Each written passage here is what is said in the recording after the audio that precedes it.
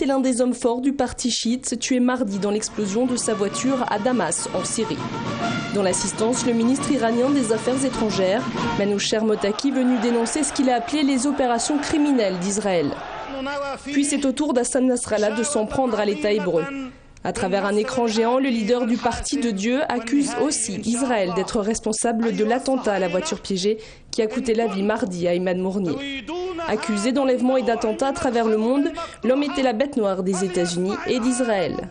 Si les sionistes veulent une guerre ouverte, ils l'auront, assure Hassan Nasrallah, avant de menacer de frapper des intérêts israéliens à l'étranger.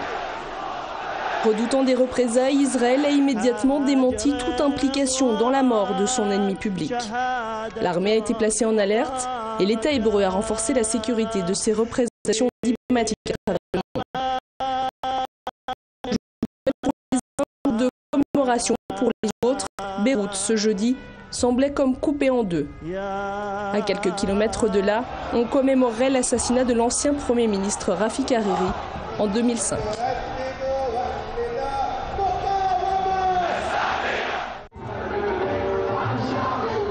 Beyrouth, ville de toutes les tensions, avec cette marée humaine qui a envahi le centre de la capitale pour marquer le 3e anniversaire de l'assassinat de Rafik Hariri.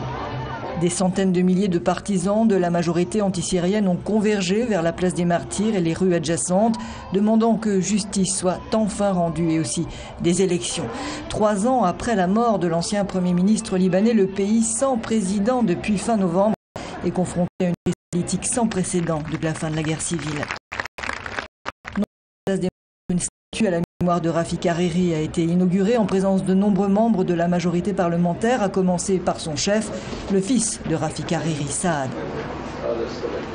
Ce dernier a renvoyé la Syrie à ses responsabilités. Le problème aujourd'hui, ce n'est pas entre les Libanais. Le problème, c'est que les ne veulent pas au Liban. C'est simple.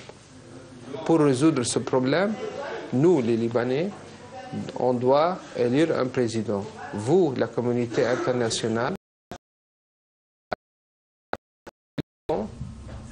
n'est pas votre pays. L'assassinat de Rafik Hariri